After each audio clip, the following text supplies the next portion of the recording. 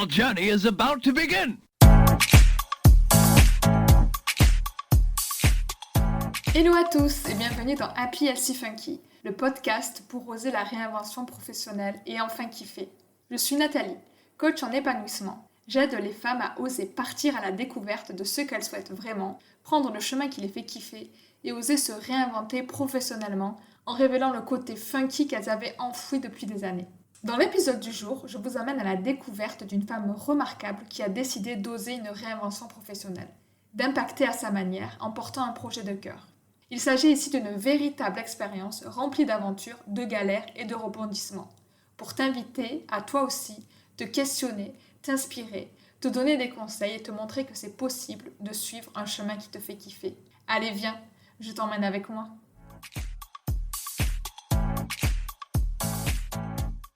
Aujourd'hui, je suis ravie d'accueillir Sarah Saidi, entrepreneure hyper dynamique et douce à la fois. Cela tombe bien, elle a deux dadas, la respiration et le flow. Mais qu'est-ce que le flow ? Eh bien, vous savez, ce sont ces moments suspendus où on se sent hyper bien dans ce que l'on fait. Mais Sarah nous en parlera beaucoup mieux. Elle nous partage dans cet épisode comment, en parallèle de son job de cadre dans le milieu bancaire, elle s'est formée pour devenir sophrologue. Aujourd'hui, elle souhaite démocratiser le bien-être au travail. Elle nous raconte donc son parcours d'exploration et sa réinvention professionnelle. Elle a façonné aujourd'hui l'écosystème professionnel qui lui correspond et qu'elle a découvert au fur et à mesure de ses explorations. Effectivement, après être devenue sophrologue, elle s'est formée au breathwork. Elle mêle aujourd'hui la respiration au rythme de la musique pour proposer des expériences uniques et à son image. Pour qui ? Pour les personnes en quête de reconnexion lors d'ateliers qui partent d'ailleurs comme des petits pains. Sarah nous livre son cheminement, ses émotions et ses prises de conscience en toute humilité et nous emmène avec elle dans son univers pétillant. Je vous laisse donc découvrir notre conversation.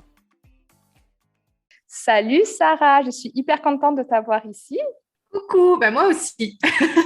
Figure-toi que je suis vraiment contente d'enregistrer cet épisode de podcast et surtout quand on parle reconversion, c'est un sujet que j'adore, donc vraiment ravie d'être là. On a plein de sujets à aborder ensemble, je suis sûre que ça va être rempli de découvertes de notre échange. Mais justement, j'aime bien démarrer en te posant la question. Tout commence par un rêve. Quel est le tien, Sarah ? Alors, c'est très drôle comme question parce que moi, je me suis toujours privée de rêver. En fait, je suis quelqu'un de très, très pragmatique. Et donc, j'ai toujours pensé à une carrière bien tracée, avec des jobs très cadrés et très, très, très rarement dans les rêves, en fait, toujours dans la solution, etc. Et disons que le rêve est arrivé au moment où j'ai commencé à vivre des frustrations sur les métiers que j'ai exercés jusque-là. J'ai commencé dans l'audit puis dans le conseil. Et en fait, je me suis rendu compte de la vacuité de la chose. Et donc, ça m'a fait remettre en question énormément de choses, en fait, par rapport aux études que j'ai faites, par rapport aux perspectives que je voulais m'offrir. Et c'est à ce moment-là. Donc, en fait, disons que j'ai commencé à rêver de manière professionnelle à partir de 27-28 ans. Parce que jusque-là, c'était un TGV tout tracé. Et à 27-28 ans, mon rêve est devenu presque réalité à 30 ans. Parce que ça avait été de me dire, je vois tellement de gens qui s'étouffent au quotidien sur des vies qu'ils n'ont pas envie de vivre que moi, j'avais envie de faire respirer les gens. Voilà. C'est trop bien comme rêve, c'est hyper peu commun. Et j'adore, on va parler de ça justement. Tu nous parles de ton parcours, le fait que tu avais quand même un parcours un petit peu royal, on va dire. Tu as fait une grande école, tu as un petit peu coché toutes les cases, si on peut dire ça. Tu étais dans différents jobs, différentes expériences. Est-ce que tu peux nous en dire un petit peu plus sur ton parcours et qu'est-ce que tu fais aujourd'hui justement en faisant respirer les gens et en vivant ton rêve ? J'ai eu un parcours assez linéaire. J'ai eu mon bac, spécialisation maths. Et ce qui est très drôle, c'est que je voulais faire une SVT au départ et je m'étais inscrite et puis le lendemain je suis repartie voir l'administration, j'aurais dit non, je pense que les maths ouvrent plus de portes, puis j'ai envie de m'ouvrir plus de portes, etc. Donc voilà, j'ai SP maths. Donc du coup je me suis embarquée dans les études en effet en 2009, la crise avait quand même bien démarré, mais j'ai quand même foncé vers le domaine du commerce et de la finance en me disant que ça ouvrirait toujours des portes, surtout à l'international. J'ai moi-même vécu énormément à l'étranger et donc je voulais un job en fait que je pouvais faire de partout. Donc j'ai fait effectivement une prépa pendant 2 ans, après une école à Paris et Paris puis Londres, puis Paris à nouveau. Et une fois arrivée sur ma dernière année d'études, là, je voulais un job qui en plus me fasse voyager. Donc, j'ai eu ce job qui me fasse voyager. Donc, en gros, à chaque fois que j'ai pris une décision, disons que je l'ai eu, poser une intention sur un poste ou un parcours, travailler pour, la case, j'ai été cochée. Donc, ça, pour le coup, je suis en train de toucher mon bureau qui est en bois. Et je me dis, en fait, à chaque fois que j'ai travaillé, derrière, les fruits ont été là. Sauf que le problème, c'est que j'avais pas forcément cueilli les bons fruits. Donc, j'avais un arbre tout fruité, plein d'opportunités, mais j'étais pas du tout sur le bon créneau. D'accord. Et du coup, comment est-ce que tu t'en es rendu compte justement et que tu étais plein d'une belle salade de fruits, mais qui n'était pas à ton goût? Au fur et à mesure que j'avançais dans les études, déjà, je me rendais compte que c'était sympa, mais que c'était surtout fait pour des motivations externes. Je pense que dans le milieu du coaching, tu vois un peu ce que c'est que moteur interne, moteur externe. Là, clairement, c'était mes motivations, c'était le statut social, c'était le salaire, c'était le bureau, c'était la ligne sur le CV. Alors que intérieurement, j'étais plus fataliste en me disant, c'est peut-être ça le monde adulte finalement, de devoir juste travailler, avoir son salaire, et puis après l'utiliser pour voyager. Et donc, ce raisonnement-là a tenu bon jusqu'à ce que je vive les premières déceptions en entreprise. En 2017, il y a eu, j'étais à Hong Kong en mission et il y a eu un moment très, très difficile à traverser, ce qui a fait que dès que je suis rentrée à Paris, j'ai quitté mon job. Et je me suis rendu compte qu'en fait, dans le monde de l'entreprise, quand un collaborateur rencontre des difficultés, il n'y a plus personne. Et donc, ça m'a commencé en fait à l'idée des questions en fait des ressources humaines, de la gestion de l'humain, etc. L'entreprise a commencé à germer dans ma tête à ce moment-là, donc dès 2017. Puis ensuite, en 2017, j'ai rejoint une startup, un site web pour me restabiliser. J'ai appris plein de choses sur le développement de partenariats sur le web, etc., ce qui n'avait rien à voir avec le domaine financier puisque j'étais en banque. Mais ça a été une riche expérience et en fait, je voulais justement commencer à me rapprocher des petites entreprises au cas où un jour je lance moi-même un truc. Et donc, en fait, ça s'est fait dans le temps. Au fur et à mesure, rajouter une petite brique. Et puis après, j'ai rejoint à nouveau un grand groupe parce que je me suis rendu compte que finalement, les petites boîtes, malheureusement, ce n'est pas exactement l'image de la licorne qu'on voit sur les réseaux sociaux. Elles mettent beaucoup de temps à se développer. Et au bout d'un an et demi, j'ai commencé à m'ennuyer un peu sur mon poste. Donc, je suis revenue en tant que consultante interne et chef de projet dans une autre banque. Et je pensais travailler sur des projets et puis changer tous les 2-3 mois, mais en fait, je me suis encore plus ennuyée. Et donc, c'est vraiment, il y a 2 ans, c'est vraiment là où j'ai commencé à vraiment me former à tout ce qui peut toucher au bien-être au travail et à me dire quelles sont les solutions qui sont disponibles pour que les collaborateurs soient plus joyeux au travail, aillent mieux, etc., etc. Donc, disons que ça s'est fait vraiment sur 5 ans, progressivement, comme s'il y avait eu à chaque fois une petite graine qui plantait plein de pistes d'exploration, tout testé sur le sport, j'ai tout testé sur le yoga, j'ai testé énormément de loisirs. Et en fait, ce qui a, je pense, m'a amené aujourd'hui à cette reconversion-là, c'est en fait, j'ai recombiné tous les loisirs que j'avais vécus en un seul truc. Et le point commun de tous ces loisirs-là, c'était la respiration. Tu as fait ton propre cocktail et avec les ingrédients qui te composent. Et c'est vraiment ça, moi, que j'appelle la réinvention professionnelle. Et tu en es un exemple parfait de par ce que tu représentes et aussi les prises de parole que tu prends sur LinkedIn. Et je prends un tel grand plaisir à les lire parce que tu as plutôt justement un esprit critique et vrai, rempli de sens sur ce qui se passe dans les entreprises et surtout les grandes boîtes.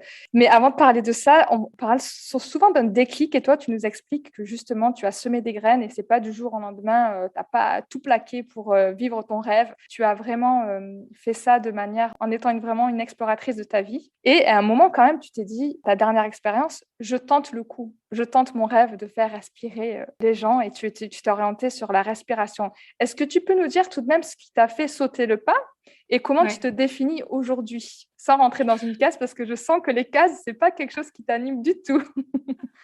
Effectivement, tu as dû voir passer quelques passes sur les cases.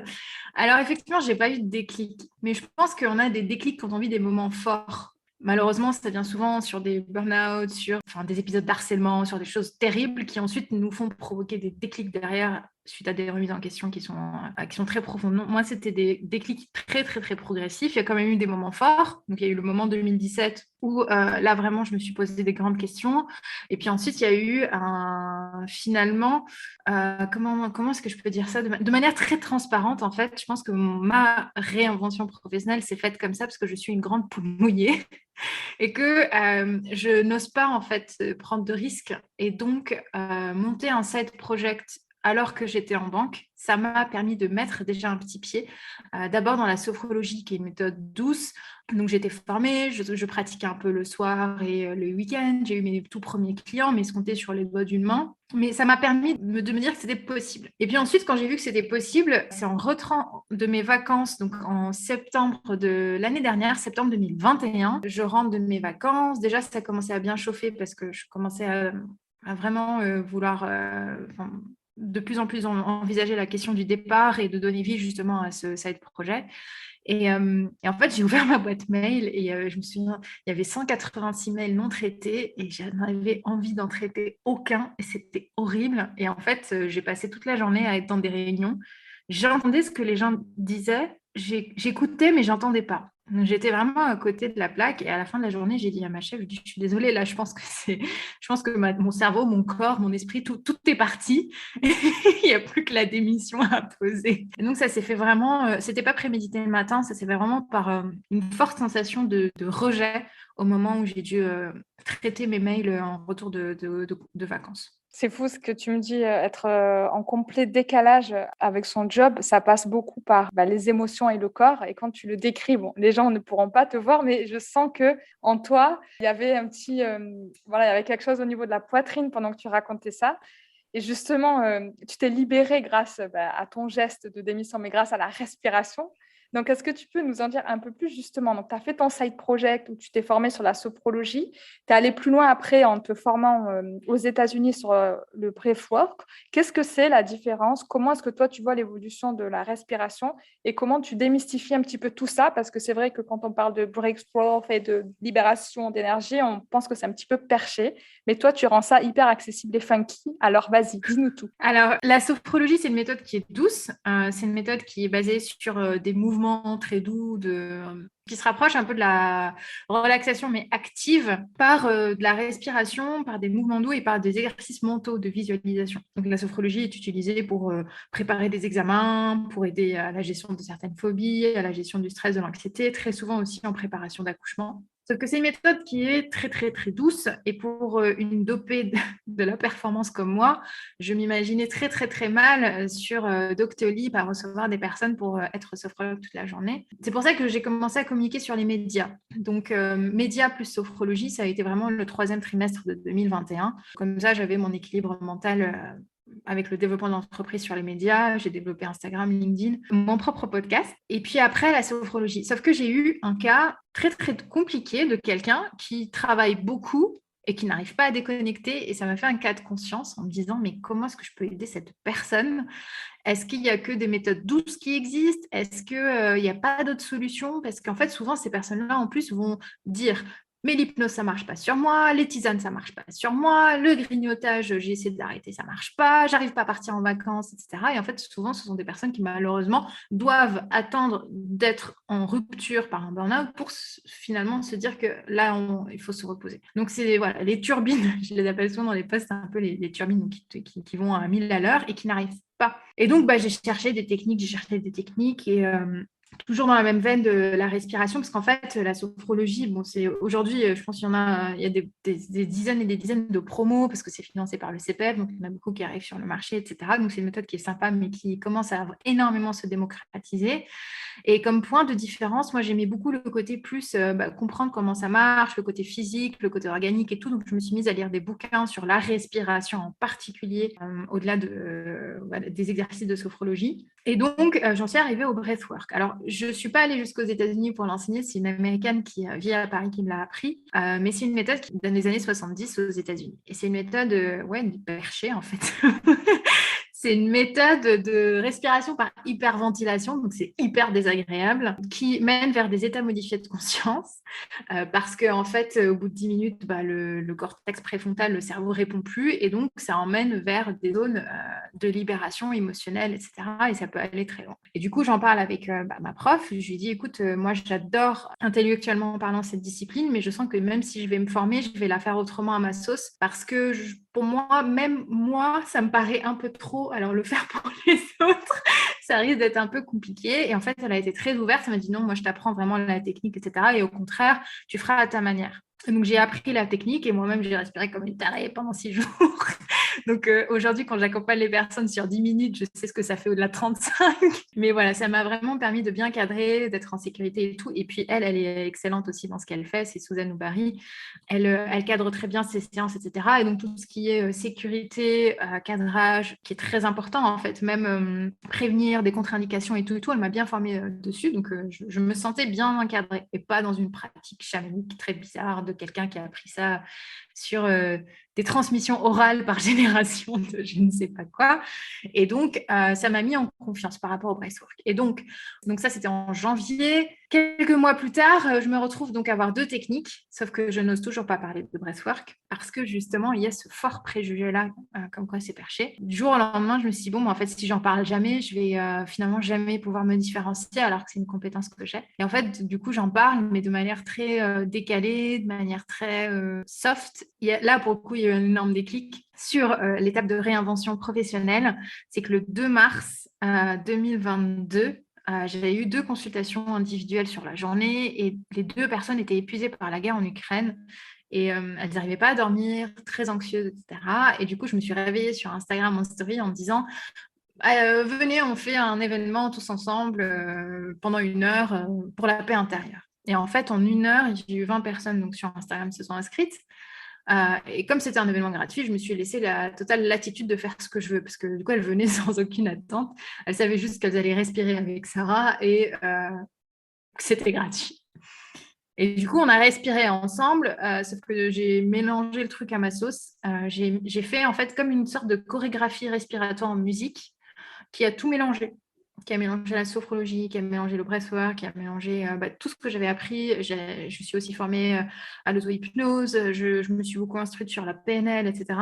Et donc, ça leur a fait une expérience où je pense, j'avais eu, 4 personnes sur 5 qui étaient en larmes ce jour-là, parce que c'était très émouvant, en fait. On est vraiment parti sur la paix intérieure en mode, mais en fait, c'est pas l'idéal, c'est juste savoir traverser les tempêtes, et donc, c'est un peu exposé aussi aux difficultés.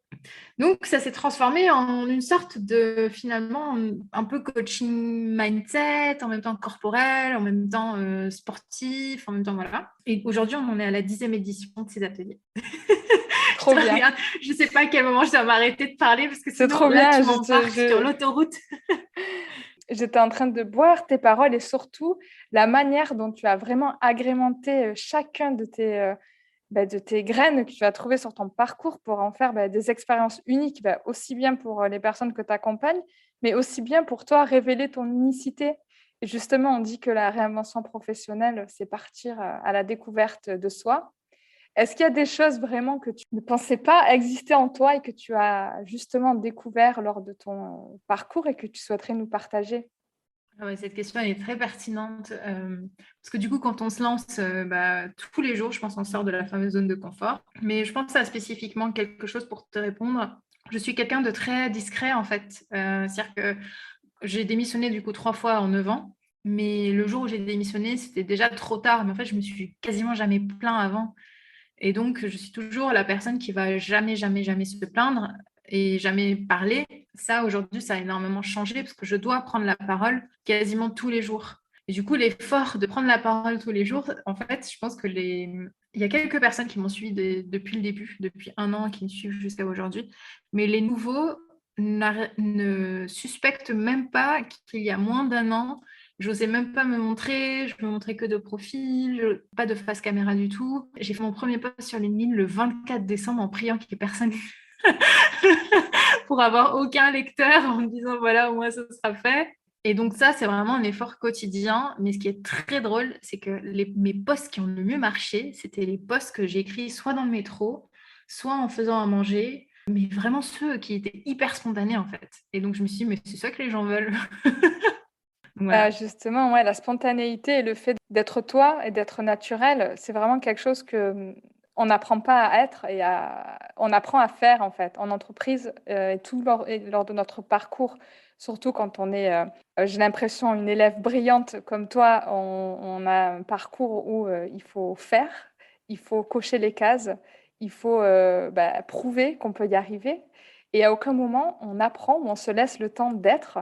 Et j'ai l'impression que quand tu nous livres ton parcours et ton histoire, tu te laisses la place d'être et tu permets aux autres d'être aussi par la respiration et par aussi tout le message que tu véhicules et le fait que tu montres que c'est possible de créer l'écosystème qui te correspond à toi et c'est possible d'emmener d'autres personnes avec toi dans cette aventure et je trouve que c'est hyper, hyper inspirant. Et justement, dans cette inspiration, j'aime bien dire que l'aventure de la réinvention, elle ne se vit pas toute seule. Tu nous as parlé de ta prof Suzanne Oubari qui t'a formée à Paris. Je pensais que tu étais partie aux États-Unis, moi, tu m'avais fait J'aurais rêver, bien mais, aimé. mais c'est déjà très bien.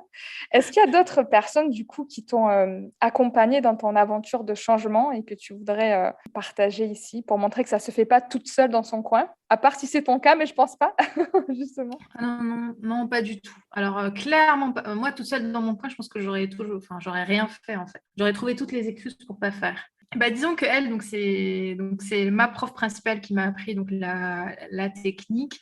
Mais derrière, donc moi, je me suis pas pris de coach en reconversion. J'ai pas fait de bilan de compétences. Peut-être que j'aurais dû, mais je sais pas. En tout cas, j'avais trouvé suffisamment de matières qui répondent à ce que j'avais envie de faire quand je me suis intéressée à la discipline. Donc, j'avais déjà un peu trouvé mon créneau. Et puis, quand on fait quand on travaille sur soi déjà depuis plusieurs années, on se connaît un peu mieux. Mais du coup, en fait, qu'est-ce qui s'est passé? Et ta question, je la trouve très, très pertinente. Je me suis fait aider par énormément de personnes, mais sur des questions très, très, très spécifiques. En gros, quand j'ai eu besoin, par exemple, de développer un canal de communication, je me suis fait aider par Colline sur Instagram. Quand j'ai eu besoin de m'améliorer sur l'affirmation, sur la vente, sur la manière dont je parle, je me suis fait aider par Maximilien, qui est un coach en vente. Quand j'ai eu besoin de me faire aider sur la prise de parole sur LinkedIn, je me suis fait aider par Thibault Louis. Et en fait, à chaque fois, c'est des personnes qui sont venues mettre leur petit grain de sel à l'histoire. Mais du coup, j'ai jamais eu peur d'investir en moi. C'est arrivé très, très vite.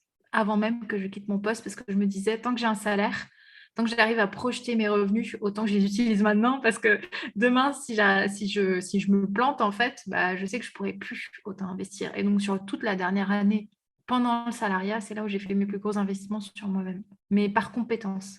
C'est hyper intéressant comme approche parce qu'il y a vraiment les deux approches que je vois dans les personnes qui se sont réinventées comme toi. Soit il y a des personnes qui préfèrent, déjà qui ont besoin d'un bilan de compétences, même si c'est pas forcément ce que je propose. Moi, je propose vraiment une introspection et le fait de partir à la découverte de qui on est de manière aussi funky avec certains outils de human design, etc. Mais là n'est pas le sujet. Mais en tout cas, il y a des personnes qui ont besoin de cette étape de se redécouvrir. Et toi, tu avais fait le cheminement où tu avais déjà entamé cette quête-là. Tu nous parles de la manière dont tu as saupoudré en fait tes besoins en t'entourant des personnes spécifiques par expertise. C'est vraiment une approche. Et la seconde approche, c'est les personnes du coup qui ont besoin d'aller prendre des personnes plus, on va dire, 360 pour les accompagner, soit pour lancer leur activité, soit pour se connaître en profondeur et pour lancer leur voie. Mais justement, comment toi, donc par ton saupoudrage d'expertise et les personnes qui t'ont accompagné, ou même toute seule, comment tu t'es dit à un moment, eh bien, je vais tenter le coup sur mes multicasquettes de la respiration. Tu nous as parlé de ton événement gratuit sur la paix intérieure. Comment après tu t'es dit, ok, je vais retenter, mais là, cette fois-ci, je vais aller chercher des patients, clients, je ne sais pas trop comment tu les appelles. Comment est-ce que tu as fait pour te lancer vraiment ton premier grand pas?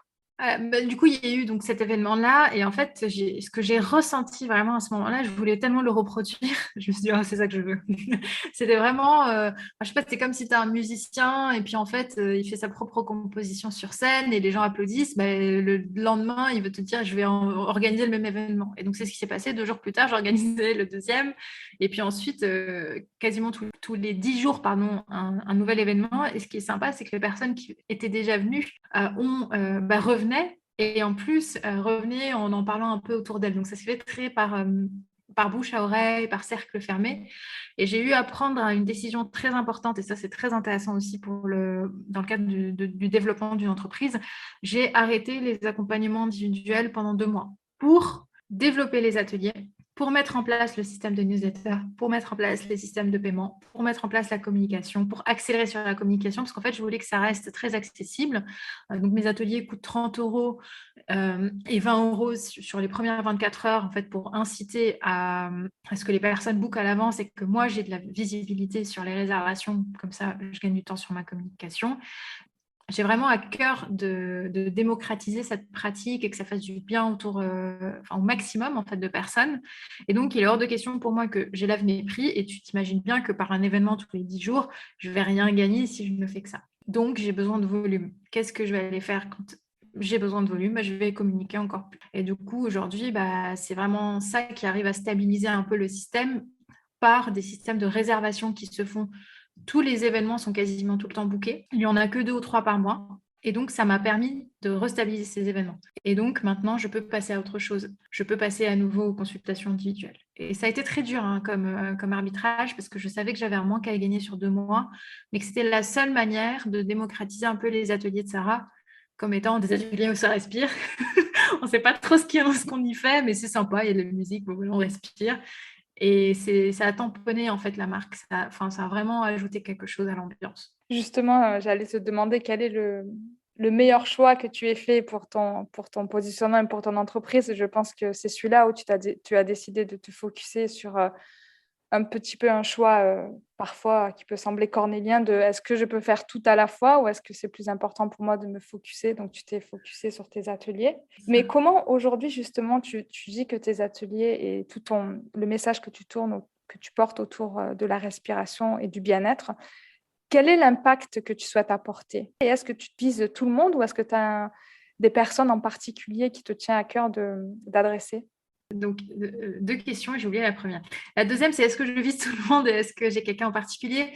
En fait, disons que oui, je vise plutôt les personnes qui se posent des questions un peu sur qui elles sont, la recherche de sens, qui se sont un peu coupées de leur corps et de leurs émotions parce qu'elles ont été trop dans le mental, qu'elles vont à chaque fois chercher la productivité jusqu'à s'oublier. Donc ça, c'est vraiment mes clients de cœur, mais en fait, de plus en plus, aux ateliers, j'ai des hommes, j'ai des femmes, j'ai des personnes âgées, j'ai des jeunes, etc. Donc ça se diversifie parce que ça fait du bien à tout le monde. En fait, c'est plus de l'optimisation en termes marketing et puis surtout des sujets que moi j'affectionne et dans lesquels les gens se retrouvent, qui sont la question de recherche de sens. Et je suis désolée, du coup, j'ai oublié la première question. La première question, c'était du coup, comment est-ce que tu souhaites impacter les personnes que tu accompagnes au cours de tes Ah ateliers? oui, ça va être très bisounours, mais en fait, elles sont juste trop heureuses après.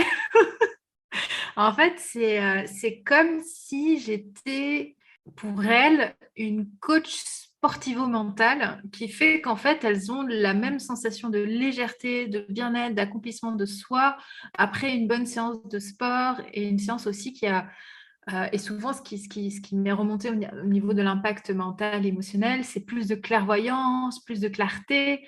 En fait, j'ai des passages à l'action dès la soirée même ou dès le lendemain. J'ai eu des personnes qui ont repris la marche, des personnes qui ont repris le vélo.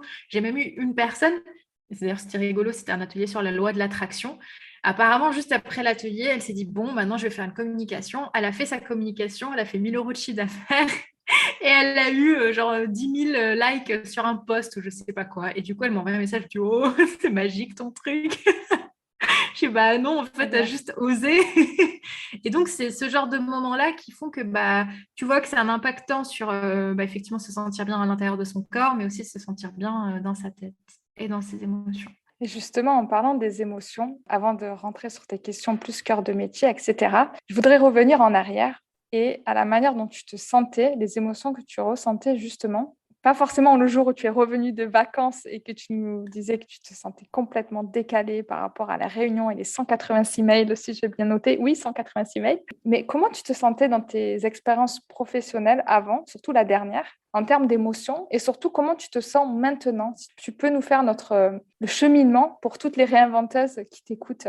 Sur mon dernier job et même sur les jobs d'avant, j'avais vraiment l'impression d'avoir une logique très court-termiste, de me dire 2 ans de ça me permettra d'avoir au moins l'escalier, enfin la marche d'au-dessus pour avoir encore 2 ans de plus, etc. Et du coup, j'étais vraiment dans une logique de tiens, un petit placebo à la carotte en attendant vraiment de trouver quelque chose. Et donc, émotionnellement parlant, c'était... en fait, déjà que je ne suis pas du matin, mais il ne faut pas me mettre des réunions avant 10 heures du matin. Donc, je n'étais pas très motivée le matin. Puis je ressentais parfois une profonde tristesse aussi au fond de moi de me dire, mais est-ce qu'en fait c'est vraiment ça la vie pro, c'est ça la réussite et tout.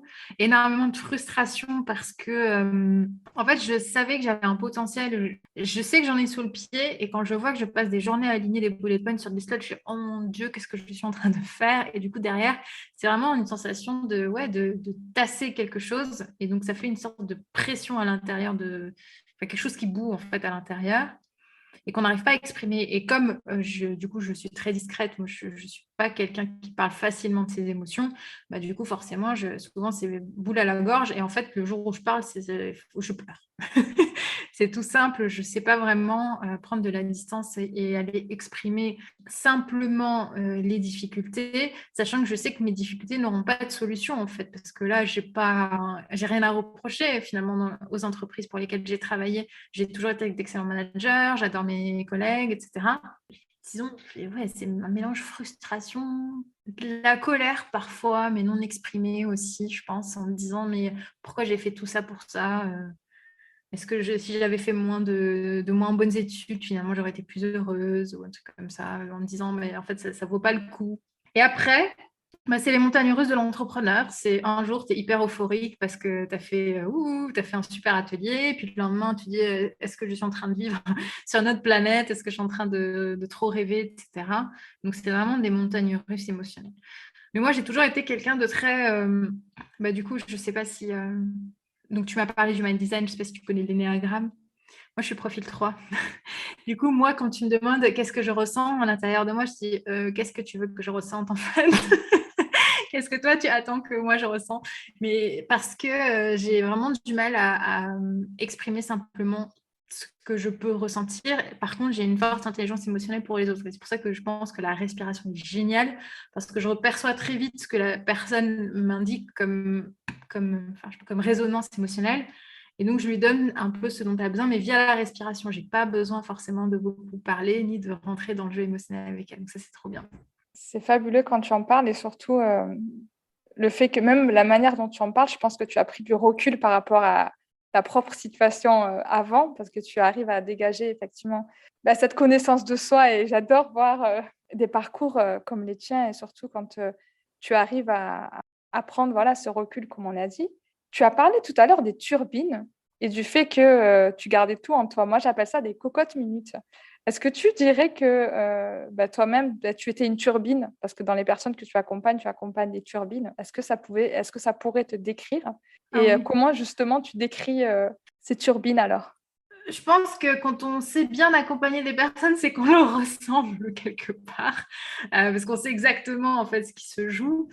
Moi, j'ai été turbine par stratégie de survie, disons. Sur mon premier job où je voyageais beaucoup, en fait, j'étais obligée de suivre le rythme et de me couper de mes émotions parce que sinon, ça n'allait pas du tout. Et c'était une période que, du coup, j'appelle la machine à laver parce que ça tournait sans cesse et en fait, j'étais essorée à la fin de chaque mission. Mais en réalité, ce dont je me suis rendu compte, c'est qu'il y a des mécanismes qui reviennent auprès des personnes qui sont toujours haut niveau énergie. C'est qu'en fait, elles entretiennent le momentum en se coupant de leur corps et de leurs émotions parce qu'en fait, justement, c'est une stratégie de survie pour aller encore plus vite. Et après, c'est juste un jour où elles sont trop fatiguées, où leur objectif atteint, etc. Et là, pouf, gros moment de fatigue. Je ne parle pas forcément des schémas de burn-out, etc., mais vraiment des personnes qui ont, en fait, qui ont cette fin-là de travailler les workaholics. Et donc, moi, toutes les personnes qui se reconnaissent dans ce schéma-là, oui, je l'ai été. Et moi-même, pour te dire, ce qui m'a amenée vers cette pratique, je pense, des fameux ateliers qui me ressemblent finalement, c'est que pour me sentir en équilibre, j'avais besoin le lundi d'aller au body attack, le mardi d'aller au body balance, le mercredi de faire de la zumba et le samedi de faire du yoga. Et donc, à chaque fois, j'allais piocher dans chacune des disciplines pour me dire, là, c'est bon, j'ai travaillé mon équilibre, j'ai travaillé ma performance, j'ai travaillé la tonicité, j'ai travaillé tout ça. Alors que finalement, la sophrologie, c'est comme si tu me disais, va faire que du body balance en fait. Je vais te dire non, je vais m'ennuyer au bout d'un moment. Ça, les turbines qui font plein de choses pour rééquilibrer finalement leur vie, elles le connaissent très bien. Et il y a un enseignement très intéressant que je partage aussi. En fait, quand on fait de la PNL, on sait très bien que c'est en rentrant dans le schéma de l'autre que finalement on arrive à l'aider à déconstruire, pas en allant dans le sens inverse. Donc pour des personnes qui n'arrivent pas à ralentir, si on leur dit ralentis, c'est mort. Fin de la consultation, mais ils ne savent pas faire. Effectivement, tu dis que c'est l'effet miroir, il est hyper important dans le coaching et dans les accompagnements quand on est sur de l'aide à la personne. Et j'ai envie maintenant de parler de ton cœur, de ton dada qui est la respiration. Est-ce que tu peux nous dire du coup comment la respiration t'a aidé toi et aide les personnes que tu accompagnes à se recentrer, à se reconnecter et tous les autres bienfaits que ça peut apporter? Moi, comment j'en suis arrivée là? En fait, donc 2017, je me dis, bon, quand même, il faut que je me reprenne en main, parce qu'en plus, j'avais pris énormément de poids, etc., avec vraiment ce rythme infernal. Et du coup, je me remets à faire du sport. Et puis, avec le sport, je me dis, ah, c'est trop bien, mais en fait, je me remets aussi à faire un peu de la danse et tout.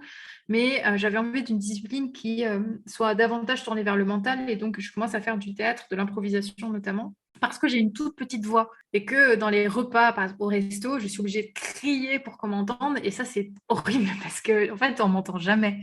Et je pense que je l'ai déjà dit en introduction. En fait, je suis quelqu'un qui parle très peu. Mais alors, en plus, quand je parle bas.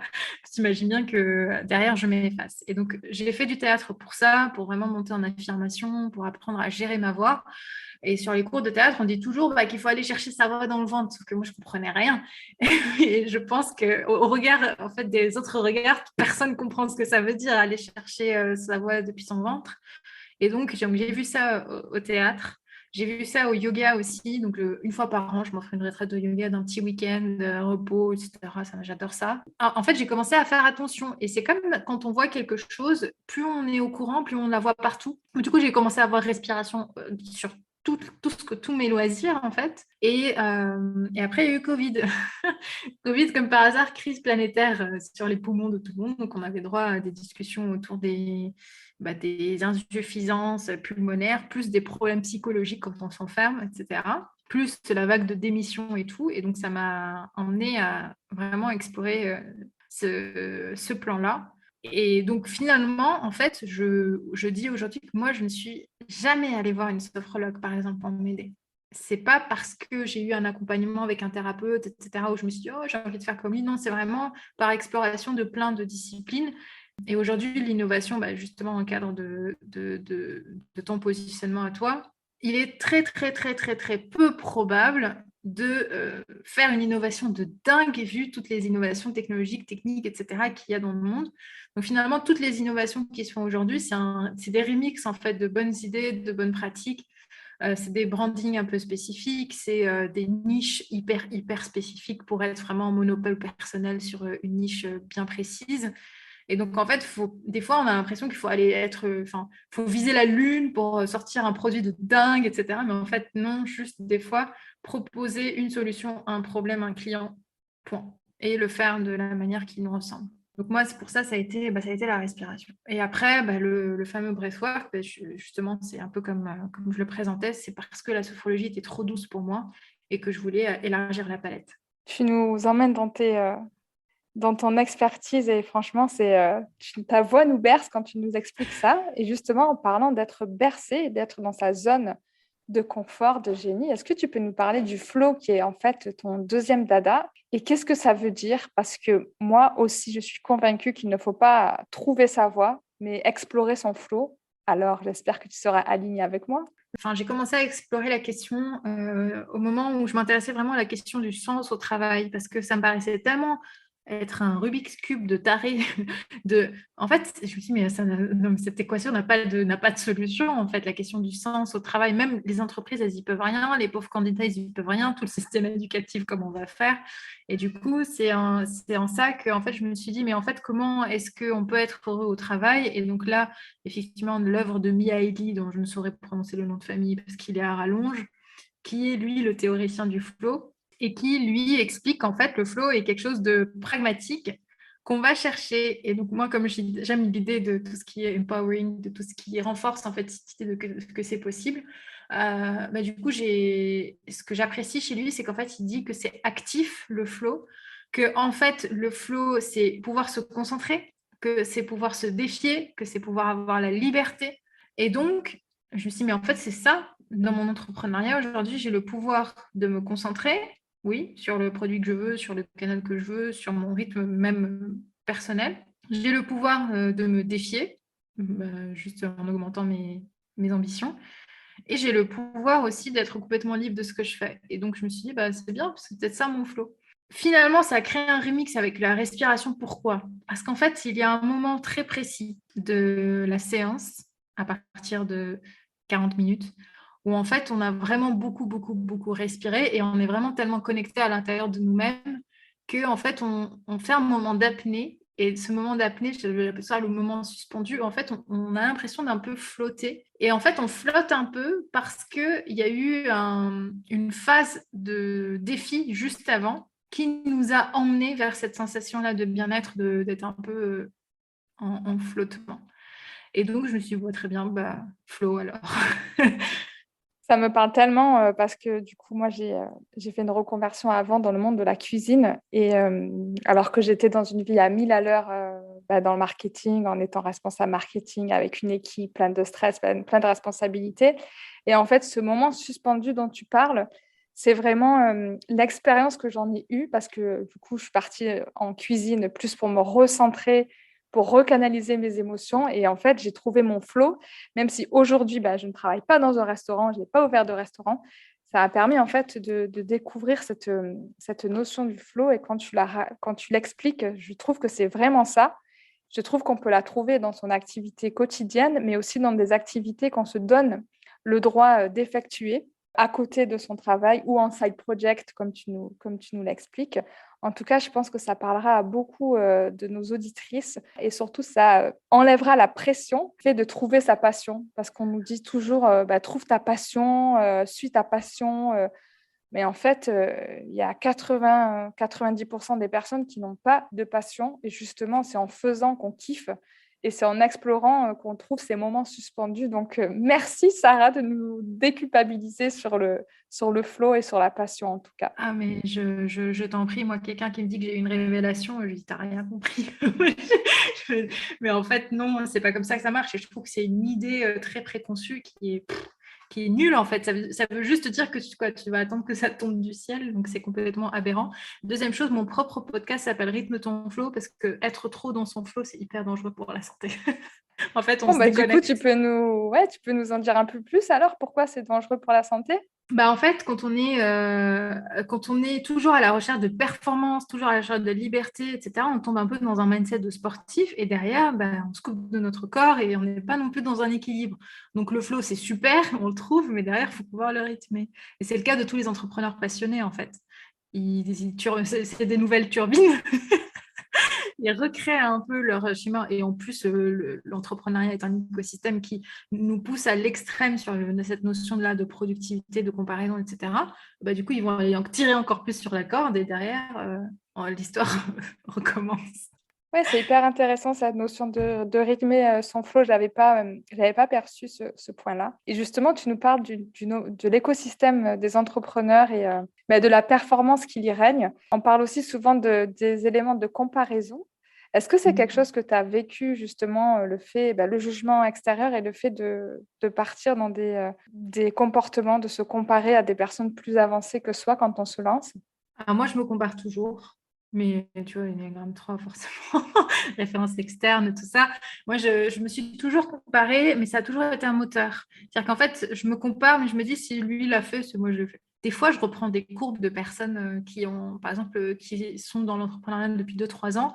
Et puis, je les note vraiment en me disant, peut-être que dans 2-3 ans, moi-même, je pourrais faire ça. Mais du coup, ça me motive, en fait. Donc, je ne suis pas dans la comparaison malsaine. Sachant que sur mon secteur, je ne me compare jamais aux autres parce qu'on est complètement différentes. Si tu prends toutes les sophrologues et toutes les praticiennes de breathwork et tout, on a chacune notre positionnement.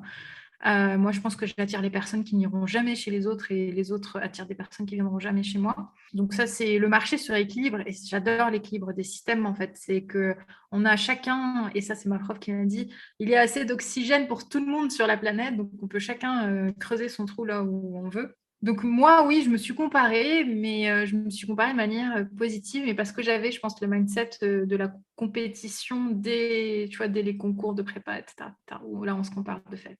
Maintenant, dans l'entrepreneuriat, j'invite effectivement tout le monde à ne pas forcément se comparer, sauf si c'est quelque chose de stimulant. Hyper intéressant ta manière de voir, encore une fois, le fait que tu as révélé ton unicité, donc tu es plus dans des comparaisons boost et de parler de cette courbe d'entrepreneur pour te projeter, c'est hyper intéressant. Donc si on reprend l'image de la courbe, tout à l'heure, tu nous as parlé des montagnes russes de l'entrepreneuriat. Et justement, comment tu gères aujourd'hui, toi, tes vagues émotionnelles en tant qu'entrepreneur, femme qui est cyclique, on est toutes cycliques. Comment tu gères ça? Alors moi, j'ai tendance à... Donc moi, je gère très très bien mon stress, etc. Je ne suis pas quelqu'un de très anxieux et tout. Et je pense que voilà, j'ai été exposée très très tôt à compétition, hyperactivité. Donc tout ça, c'est fait. Donc moi, c'est pas ça qui me fait peur. Moi, par contre, là où j'ai du mal, ce que j'ai le plus de mal à gérer, c'est ma notion de fatigue. Donc je tire un peu trop sur la corde et j'ai besoin de beaucoup dormir. Et en fait, ce qui me sauve, c'est vraiment j'ai préservé un sommeil de qualité. C'est-à-dire que même si demain, il y a une bombe nucléaire qui atterrit, mon sommeil est vraiment pas touché. C'est ce qui me permet de me préserver. Par contre, les gens, ils ont toujours l'impression que je suis en mode pile électrique, surtout sur les réseaux sociaux, quand je publie et tout. Mais je leur dis, mais en fait, c'est que quand je suis réveillée, parce que quand je suis pas là, c'est que je dors, en fait. Je dors beaucoup, beaucoup, beaucoup et j'ai besoin de beaucoup dormir. Et ça, l'entrepreneuriat, ça a été un peu mon juge de paix en me disant, bah, si je commence mes journées à 11 heures, je dois déculpabiliser. Ça a été vraiment le plus grand effort par rapport à moi-même parce que, voilà, venant du salariat, on commence plus tôt. Mais en fait, moi, aujourd'hui, il y a des jours où je commence ma journée à 11 heures. Je sais que je vais travailler jusqu'à 23h minuit. Je n'ai pas encore d'enfant. Je peux me le permettre. Et donc, j'adapte en fait en fonction de mon rythme. Donc, moi, j'ai tendance vraiment à tirer sur la corde niveau fatigue. Et ce que je peux vraiment inviter du coup les entrepreneurs qui, un peu comme moi, ont l'organisation, on va dire, intuitive. Alors moi, j'ai toujours pas d'espace Notion, j'ai un agenda papier, je suis pas du tout dans le délire de l'organisation, je suis bordélique organisée. Alors ça va encore, mais c'est pas parfait. Mais par contre, le sommeil, ça c'est vraiment quelque chose que je protège à fond. Et en fait, je pense qu'on peut tous se permettre sur nos zones d'éveil. On peut aller maximiser nos performances, maximiser nos résultats, maximiser nos cycles, maximiser tout ce que tu veux. Par contre, les moments de repos, ça c'est hyper nécessaire. Et du coup, vu qu'on est dans le partage de moments de vérité, est-ce que tu peux nous dire le plus grand apprentissage à cas échec que tu as vécu dans ta transition professionnelle jusqu'à présent? Bah, disons que moi, j'ai raté un lancement en novembre quand même, hein. J'ai raté. En fait, en novembre, j'avais un positionnement très bâtard dans le sens où il y a deux choses. Les gens ne comprenaient pas pourquoi est-ce que j'avais cette casquette un peu plus consultante business et en même temps bien-être. Mais je pense que c'est de ma faute parce qu'il faut le temps que ça mature, etc. Et comme je suis hyper impatiente, bah forcément, j'ai lancé une offre alors qu'il était trop tôt. Et en fait, les gens ne comprenaient pas ce que je faisais. Et donc, j'ai eu une dizaine d'appels découvertes. Et en fait, c'était une offre qui mélangeait à l'époque un peu le développement business en side projet ou en projet full-time avec l'aspect équilibre, écoute de soi, etc. Et donc, je voulais mélanger effectivement l'aspect plus bien-être par la respiration, déjà un peu à l'époque. Par contre, aussi du conseil en entreprise. Et en fait, au bout d'un moment, je me suis dit non, là, c'est pas possible. En fait, je vais juste me recentrer sur un produit, une chose, un truc tout simple, tout bête. La respiration, les ateliers de Sarah, c'est très bien, tout le monde comprend. Par contre, toute l'intelligence business, je vais la mettre dans mon propre développement à moi. Une fois que ce sera fait, peut-être que je vais pouvoir effectivement développer d'autres personnes parce que c'est hyper intéressant en fait. Enfin, ça me stimule intellectuellement parlant. Mais du coup, c'est un deuxième arbitrage de se dire bah, peut-être pas tout de suite. Et aujourd'hui, du coup, j'ai cette frustration-là, surtout sur Instagram, où en fait, les gens ne me reconnaissent pas finalement à la hauteur de mon parcours. Ils savent juste que je suis là pour faire respirer. Mais en fait, au départ, je ne voulais pas. Parce que moi, tu vois, j'ai quand même un bon CV et je me suis dit, bah non, il faut me respecter, les gars. Mais en fait, non, les gens, ils s'en fichent. En fait, finalement, ils sont là pour l'expérience. Et au moment où j'ai compris ça, je me suis dit, bah, ils veulent l'expérience, je leur donne l'expérience. Ça fidélise, très bien. Et après, petit à petit, ça accrochera avec le storytelling et je verrai où j'irai. Mais j'ai eu cette frustration-là de devoir couper le cordon avec mon histoire et tout ce que j'avais construit jusque-là en termes de développement de carrière. C'est hyper intéressant ce que tu racontes et surtout, merci de ta transparence sur la partie, la manière dont tu as lancé ta première offre, du décalage avec ton positionnement, mais du fait en fait de la richesse de ton parcours que tu as voulu intégrer, on va dire, dans ta première offre. Et c'est vrai qu'on a tendance à vouloir en mettre beaucoup, surtout quand on a un parcours riche comme le tien. Tu nous partages ça avec une grande humilité. Donc, vraiment, merci pour pour ce moment de vérité. Et justement, sur la partie, pour continuer sur la tendance vérité, inspiration, est-ce que tu as un mantra qui t'a accompagné jusqu'à présent, une phrase fétiche un petit peu que tu voudrais nous partager? Disons qu'en fait, j'ai des croyances aidantes très, très, très fortes. J'ai pas forcément de mantra spécifique qui me vient en tête, mais toutes les histoires là, qu'on se raconte de fais-toi confiance, tout est possible, si tout part d'une bonne intention, c'est que tu ne peux en tirer que du bon. Enfin, tout ce genre de croyances-là qui sont très fortes, en fait, bah, je les ai et j'essaye de les alimenter, j'essaye de les intégrer. Je crois beaucoup au karma. Ça, c'est vraiment quelque chose qui m'aide aussi en fait à me dire, bah, en fait, quand j'essaie de développer une offre ou un service, il faut qu'il soit bien fait pour une bonne intention. Et en fait, ça se sentira et ça reviendra dans le bon sens. Donc, disons que j'ai vraiment pas de phrase comme ça, sinon je vais te sortir une phrase bateau parce que je serais obligée de la sortir, mais c'est vraiment plus ça qui m'anime à chaque fois que j'ai des coups durs, de me dire, mais en fait, j'ai fait le meilleur de moi-même. Le principal, c'est que les gens ils aient leur expérience. Et puis, C'est très bien aussi. Et justement, dans ta partie un petit peu introspection, quel conseil tu te donnerais à Sarah d'il y a, on va dire, 18 mois ou 1 an? mais je pense que là, le conseil que je pourrais lui donner, c'est vraiment ouais, un peu de patience. Un peu de patience, parce qu'en fait, le revers de la médaille de vouloir toujours aller vite, de proposer le meilleur produit au meilleur prix, au meilleur canal, que tout soit fluide avec une communication, etc. Ben, en fait, derrière, il y a des répercussions donc, en termes de fatigue et des répercussions aussi. Moi, ça fait très longtemps que j'ai pas vu plusieurs amis. Par exemple, ma vie sociale elle est complètement perturbée par cette histoire d'entrepreneuriat. Et donc, plus prendre le temps. Ça, clairement, je pense que je peux le dire à Sarah il y a 1 an, mais encore aujourd'hui, c'est dur. J'ai une La notion soif, en du fait, temps. de développement, ce qui est hyper, hyper gênante, mais en même temps, c'est aidant. Donc, moi, je dis, bon, va falloir gérer là, cette histoire. Hyper intéressant. J'adore ces conseils parce que du coup, ça met en lumière ton parcours et aussi, je pense que ça parlera à beaucoup d'autres personnes. On va passer à la dernière partie qui s'appelle du coup le funk des idées. Donc, le concept, c'est on tord le cou des idées reçues sur la réinvention professionnelle. Donc, je commence une phrase et tu la finis de manière hyper spontanée. Ça te va? Ok, je me concentre. Ça va aller, t'inquiète pas. Respire, c'est ton, c'est ton dada. Avant de me lancer, j'aurais jamais pensé que Je pourrais prendre la parole en public. le pire conseil que l'on m'ait donné, Attends les prochains congés et tu verras. avant, je pensais que la réinvention professionnelle, c'était Réinventer l'eau chaude. ma plus grande peur, c'était Ne pas plaire aux autres. quand j'étais petite, je rêvais que je serais, Ah, mais genre PDG de la multinationale des princesses. j'adore. Même si je suis une femme super occupée, je prends du temps pour moi quand Je dors. Génial. Du coup, ce podcast s'appelle Happy Healthy Funky, ose la réinvention professionnelle pour enfin kiffer ta vie. Est-ce qu'il y a quelque chose aujourd'hui qui te rend happy et que tu veux nous partager? Aujourd'hui, j'adore ce que je fais. Moi, mon ambition, c'est vraiment de faire un événement au Stade de France, tellement c'est drôle et tellement c'est kiffant. Donc, si ça ne tenait qu'à moi, je ferais des ateliers toute la journée. Mais je pense qu'en vrai, pour de vrai, en fait, comme le cerveau adore le plaisir et que ça me fait super plaisir, en fait, il a juste envie de recommencer. Donc, je pense que je suis juste addict à la discipline. C'est la seule conclusion que je peux tirer. C'est trop bien. On a hâte que la billetterie soit ouverte pour le Stade de France alors. Est-ce qu'il y a une habitude de ta vie de femme, Elsie, du coup, que tu veux nous partager? Elsie ou bien-être, comme tu veux. Il y a une habitude à laquelle on ne pense jamais, c'est le pouvoir de l'ancrage. Alors, je l'explique beaucoup dans le programme que j'ai lancé il y a quelques jours. En fait, à chaque fois qu'on a une bonne habitude, c'est super de pouvoir l'ancrer pour pouvoir réveiller un souvenir. Et donc, moi, j'ai énormément d'ancrage par la musique, par exemple.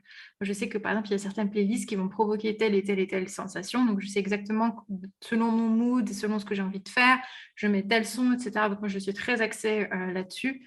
sur le pouvoir de la musique. Je pense qu'en fait, on devrait vraiment maximiser ces moments en musique toute la journée. En fait, ça fait vraiment du bien.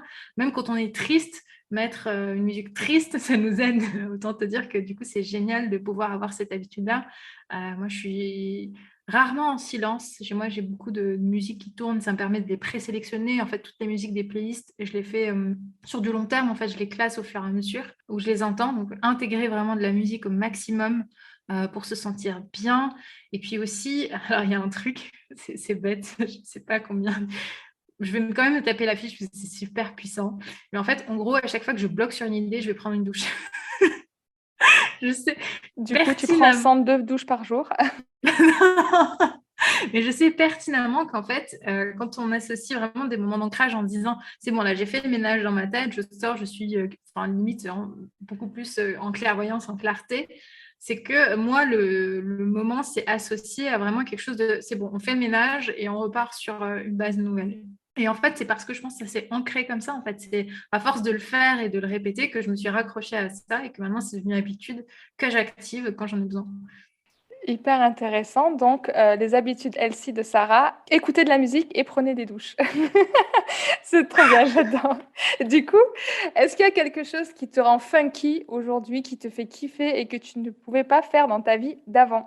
Tout mon travail, je pense. Tout mon travail. Alors, je ne sais pas ce que tu mets derrière le mot funky, parce que je ne sais pas trop. Mais en tout cas, moi, vraiment, mon point de...